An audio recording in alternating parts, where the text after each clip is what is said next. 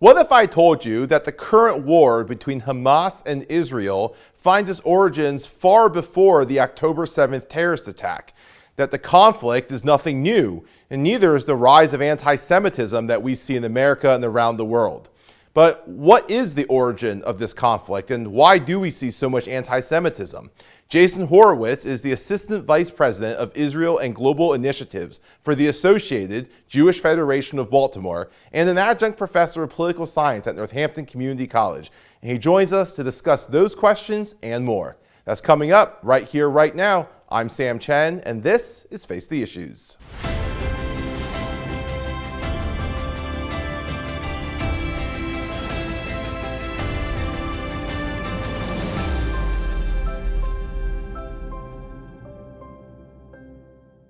Good evening and welcome to Face the Issues. I'm Sam Chen.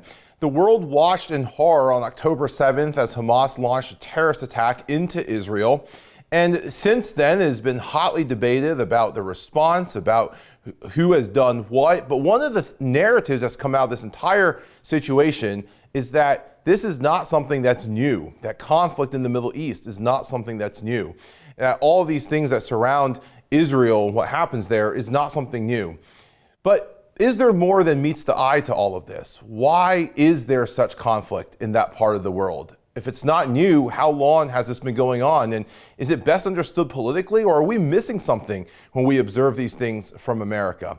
Our guest tonight is Jason Horowitz. He is the Assistant Vice President of Israel and Global Initiatives at the Associated Jewish Federation of Baltimore. And he additionally serves as an adjunct professor of political science at Northampton Community College in Pennsylvania. Jason, welcome to Face the Issues. Sam, thank you so much for having me. It's a pleasure to be here and to be speaking with you. It's a pleasure for us to have you on, and deeply appreciate you taking the time to join us. And Jason, let's just jump in and start at the 30,000 foot level. We said at the beginning that the events of October 7th, the world watched this. Everybody has saw what happened that day, but that's not the beginning of these issues, and nor are these political issues. And there's so much political debate around it, but they're really not political issues at their core. So walk us through what happened October 7th and how did we get there? Sure. So first of all, I do want to acknowledge October 7th was a major trauma for the Jewish people, for the Israeli people. 1,200 Israelis were massacred, were killed, were kidnapped, raped by Hamas. Right now, there are about 200 hostages in Gaza. There's been hostage deals, so we're still figuring out the exact number, but a truly horrific day for the Jewish people. I think in order to really understand what happened on October 7th and why it happened, we need to kind of look back through a historical lens. How did Israel come to be? When did the Arabs arrive? And in order to do that, I think you have to go back millennia, almost to the Bible days. So there's been a Jewish presence in the land of Israel for millennia. You look at the story of Moses bringing the Israelites to the land of Canaan, which is now the land of Israel. There's been Jewish kingdoms there, the kingdoms of David and Solomon. And then the kingdoms split, the kingdom of Israel split into Israel and Judea, where you learn about Jesus was a Judean Jew. And during that time, while there was a Jewish kingdom and Jewish presence, they were conquered many times over. So the Romans, the Greeks, the Byzantines, the Persians. Throughout history, there has been different conquerors of the land of Israel. I'll talk briefly about how those empires have kind of impacted the situation today and where the term Palestinian comes from. So Jesus was born and died around the year 32 in the Common Era. He, as I mentioned, is a Judean Jew. At the time, the area was governed by the Romans. Fast forward to the year 73 Common Era, the Jews revolted against the Romans. They didn't want them there. They were being assimilated, and they wanted their freedom. Unfortunately, they lost. And at that point, they were exiled. That's where the Jewish diaspora really began. Jews were brought to Europe. They were spread across the Middle East. And Since then, there has been this yearning from the Jewish people to return to the land of Israel. You see it in our prayers. We pray to Jerusalem at the end of Passover. We always say next year in Jerusalem. And there's always been this yearning to return. Since the Roman Empire ended, there was the Byzantine Empire. The Arabs eventually came in the like around 700, the year 700, give or take a couple of years, followed by the Crusades. And then eventually, and this is where it gets interesting, the Ottoman Empire took over. That's modern day Turkey. They were a Muslim group, and they were in charge of the land for hundreds of years leading up to the end of World War I. And I want to make note that during this time, the territory had been changed to Syria, Palestina, and that was done by the Romans to erase any Jewish connection to the land. And that, while they changed the name, there is evidence of Jewish history there. There are people finding coins. They're finding old menorahs. So there's clearly a Jewish presence in that land dating back to, as I mentioned, the biblical era. After the Ottomans were defeated in World War I, the League of Nations gave a mandate to Great Britain to govern the land. Also during this time, anti-Semitism in Europe was rampant. Jews were being murdered and expelled for centuries. And around this time, in the late 1800s, there was a movement called Zionism, which basically says that Jews have the right to self-determination in their historic homeland, the land of Israel. And around this time, more Jews started moving to the land. It's important to note, yes, there were Arabs living in the land. That there's a narrative that wasn't true. There were. They lived side by side.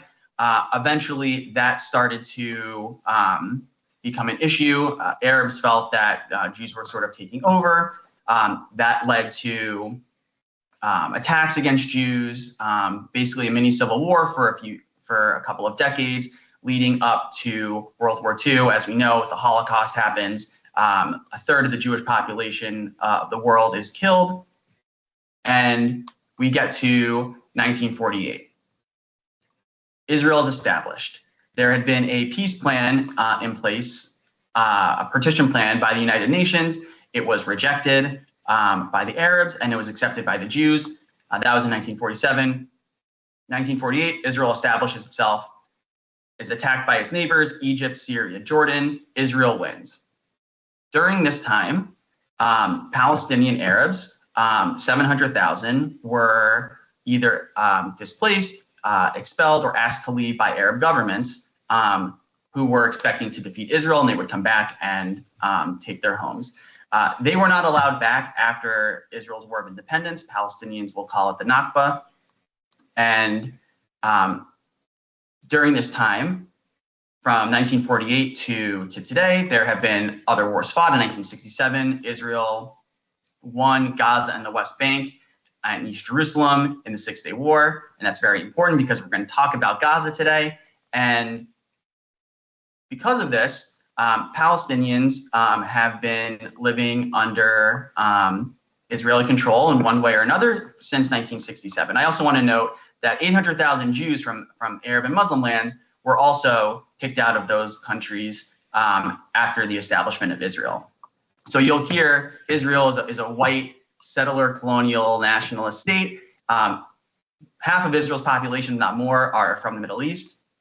So I want to name that. I'll quickly move up to the 1980s because I know that we don't have a lot of time. We could talk about this for hours.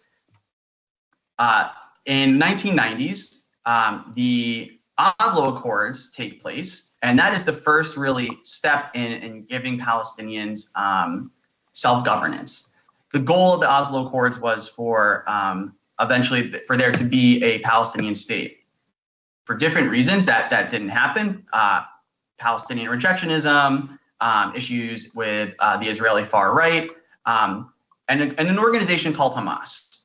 Hamas was founded in the late 1980s, I believe 1987, and their goal was to destroy Israel and kill as many Jews as possible. It's in their charter. So I encourage people to look it up. Hamas resorted to suicide attacks, bombings of buses, of a Sbarro pizza restaurant. Hundreds of Israelis died. During this time, there were other peace offerings. In 2000, there was a peace offering by Israel to Palestinians that was rejected. 2001, 2008, all rejected. And here's where we'll get to Gaza. In 2005, Israel decides to unilaterally withdraw from Gaza. They remove all their settlements, they remove their army, and they say to the Palestinians, this is your opportunity to self-govern and see what happens. 2006, Palestinians hold elections. Hamas is elected. They defeat Fatah, which was the more secular nationalist group. And during this time, Hamas starts to shoot rockets into Israel. Israel decides to put a blockade on Gaza to stop Hamas from shooting rockets. This happens in 2007. Hamas and Fatah had a civil war in Gaza. Hamas won.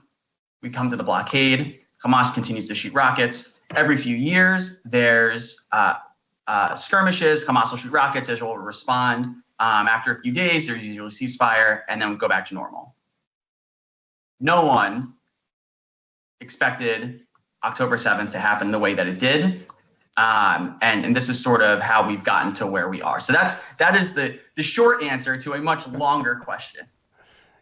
Jason, let me ask you this, and we're going to cut the break after this question, but you studied diplomacy and conflict, right? You did your graduate work in this, and you've been in that region before. And so when you look at everything you discuss, which we don't often hear in our media here today, this is not an understanding that people that are raised in America that are not Jewish, that are raised in America understand.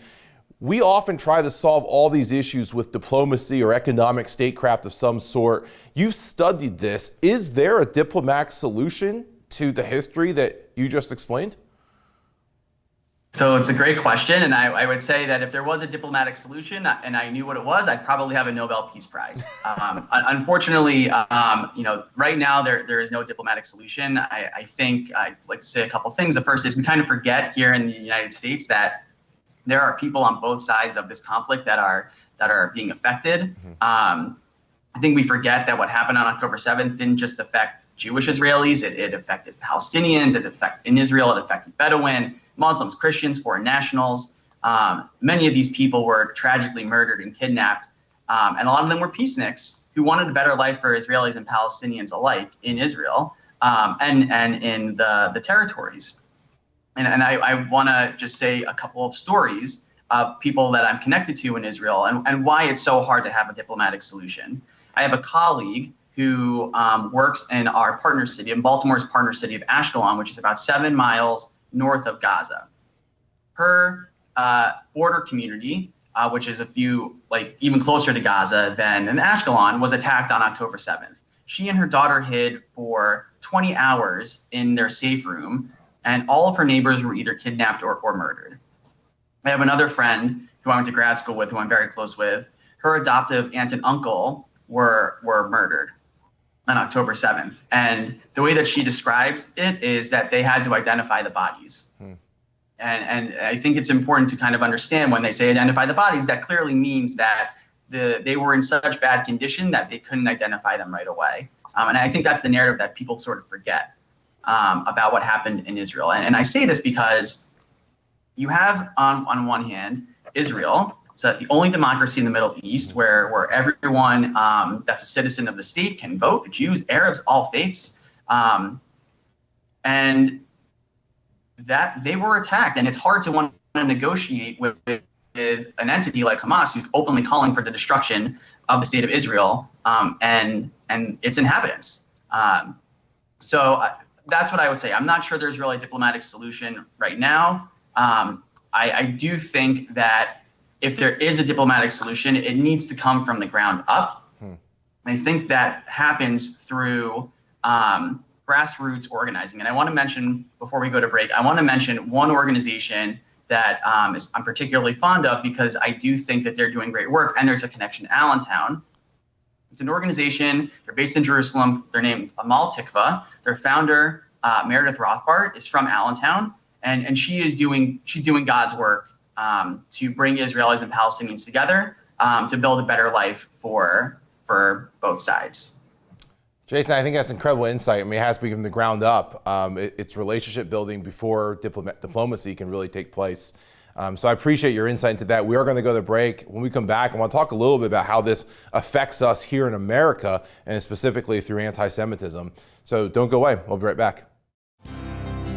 Face the Issues is produced and recorded in the studios of Lighthouse TV. Positively different.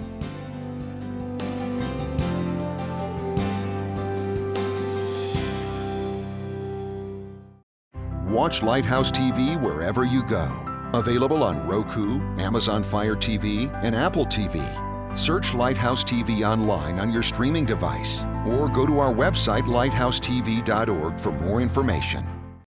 Welcome back to Face the Issues. Jason, thank you again for joining us. And you mentioned earlier that the events of October 7th, and just in general, these conflicts that we see that occur in the Middle East with Israel, they do not just affect Israelis, and they affect people here in the United States and around the world. One of the things that we often hear is about the rise of anti-Semitism.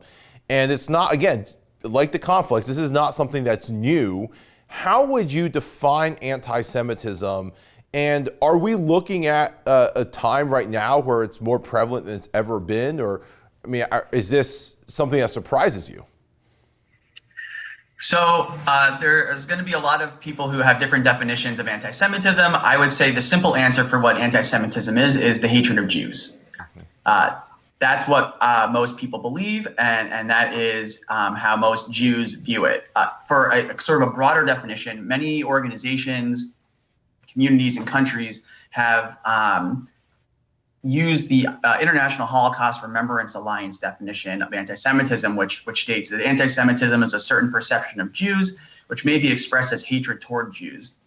Rhetorical and physical manifestations of anti-Semitism are directed towards Jewish or non-Jewish individuals and or their property, towards Jewish community institutions and religious facilities. I'm not surprised by the rise in anti-Semitism, unfortunately. I think that this is something that's been happening slowly for years. We are used to right-wing anti-Semitism. You saw it in the Tree of Life shootings in Pittsburgh a few years ago. There have been other right-wing attacks against Jews. I think what we're seeing today is mainly anti-Semitism coming from the left. And I do want to note that anti-Semitism as a term is more modern. It was founded or created in the 1800s, late 1800s in Germany. But that doesn't mean that there wasn't anti-Semitism for millennia beforehand, leading up to the Holocaust. You saw it in Europe. There, Jews were expelled. In the Muslim world, Jews were seen as second-class citizens. They had to pay taxes in order to be protected. So, unfortunately, this is not surprising. And just for knowledge sake, since October 7th, there's been almost a 400% increase in anti-Semitism, and that's from the Anti-Defamation League. That includes graffiti, hate speech, attacks on Jewish businesses. You can go onto your local news website and find stories of Jews being attacked. And while this didn't just happen because of October 7th, I think October 7th really amplified anti-Semitism against Jews in America. Jason, let me ask you this. One of the places where we see a lot of this is right now on university campuses, which, I mean, both you and I teach at the same college. It blows my mind because the college university should be the place for the free exchange of ideas. But we see a lot of this, and to disturbing degrees. And we saw the news of Jewish students who were locked in the library at one campus. We saw whether it's graffitiing on walls or physical attacks against Jewish students at different campuses. We also see a lot of colleges who are willing to issue statements on any kind of political movement, social movement, international movement, stay completely silent or try to equivocate in light of October 7th. Why do you think anti-Semitism gets treated differently than other forms of, say, racism or other things like that? It seems like there's one universal response to issues like racism, and then a different kind of response from these institutions to anti-Semitism? Yeah, I mean, it's a great question. I think it's a question that Jews have struggled to answer for years. And I think part of that is just how Jews are perceived in American society. I think from the right, Jews aren't white enough, and from the left, Jews are too white. So it kind of puts us in a bind when we want to join progressive spaces or conservative spaces. We're never fully accepted. And I think that's something that we've learned as Jews, that our acceptance in these countries, in Europe and the United States, it's always tenuous. When we're prospering, it's great. But when things go bad, we tend to be the first ones to suffer. I think that's why there's so many Jews who care about Israel and support Israel. They have that safe haven. And that's not something that Jews had before 1948. And I think for a lot of Jews, especially in the United States, the Holocaust is still really part of that memory, that collective memory and that collective trauma. A couple other things that I'll add. I think, a lot of times on campus, anti-Zionism or anti-Israel activity will be seen as different than anti-Semitism. And I think what we're seeing today is that's really being blended together. You'll hear anti-Israel protesters say, we're not anti-Semitic, we're anti-Zionist. But as we're seeing, that's really coming at the expense of Jewish students on campus. There was a recent Anti-Defamation League Hillel study that showed that 73% of Jewish college students have experienced anti-Semitism since October 7th. Wow. 38.6% of Jewish students feel safe on campus. So that's not a high number. No.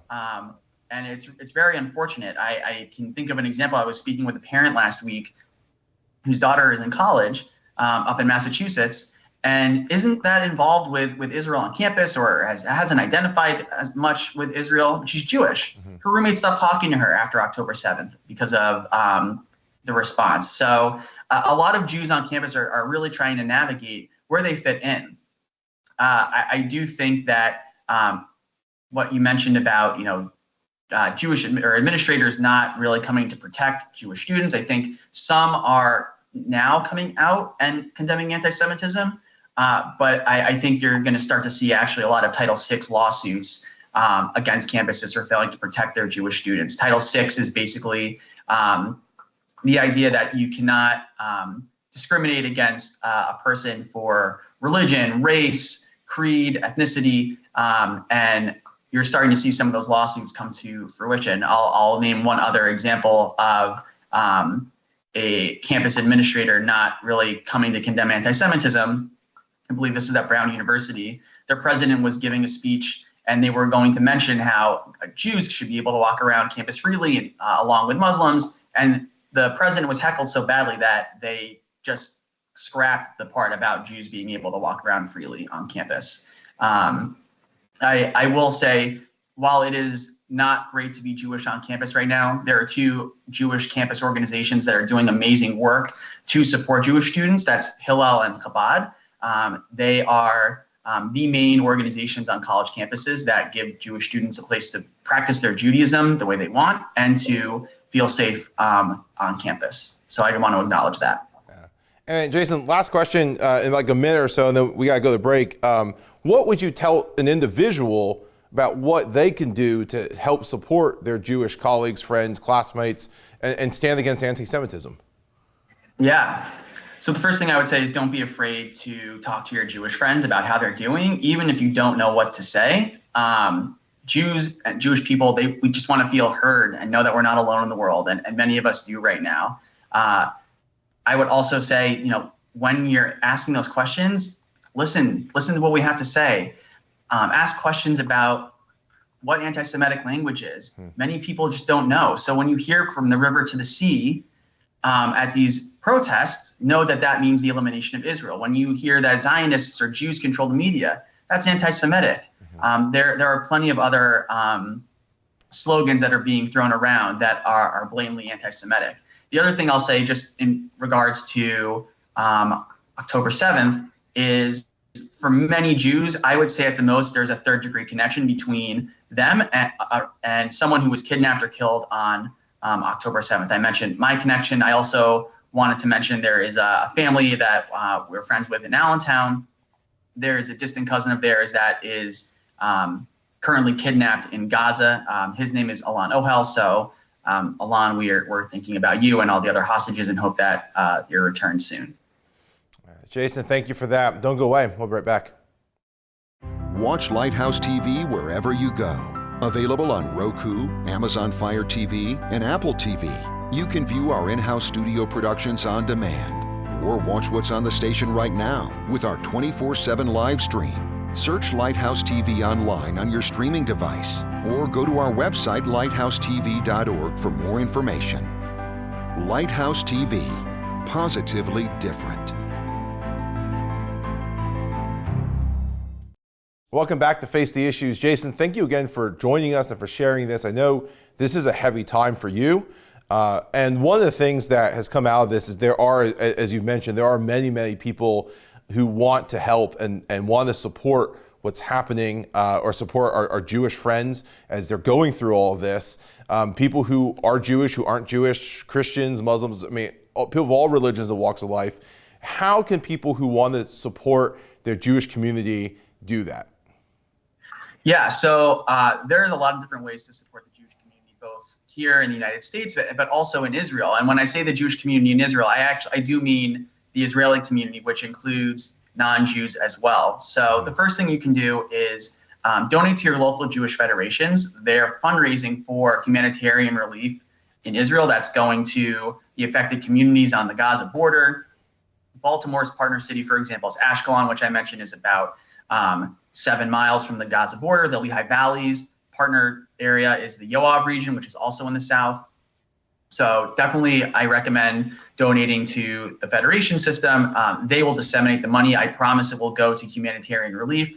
There are other organizations that exist that are partners with the Federation system, the American Jewish Joint Distribution Committee, Jewish Agency for Israel. I mentioned Jewish Federations of North America, World Order, and the Israel Trauma Coalition. They are doing amazing work on the ground to support affected Israelis, whether they're Jewish or Muslim or Arab or Christian or just someone visiting Israel who was affected by what happened on October 7th. Jason, thank you so much for that and for joining us and for helping us understand this beyond what we see in the headlines. Our thoughts and our prayers are with you and your family and for your friends and colleagues who are in Israel. Sam, thank you so much for having me. And I just want to say, Ale, Eden, Karen, Sigal, everyone in Ashkelon, everyone that I missed, we love you, we miss you, and we hope for better times ahead. Amen to that. And I could not end this conversation on a better word. Again, my thanks to Jason Horowitz for joining us. This is a heavy issue. As viewers know, we don't back away from those issues on this show. And I'm deeply appreciative to Jason for joining us and helping us understand this. Of course, my thanks to each of you for tuning in. And we hope to see you back here again next week. My name is Sam Chen. On behalf of all of us here at Face the Issues, thank you and good night.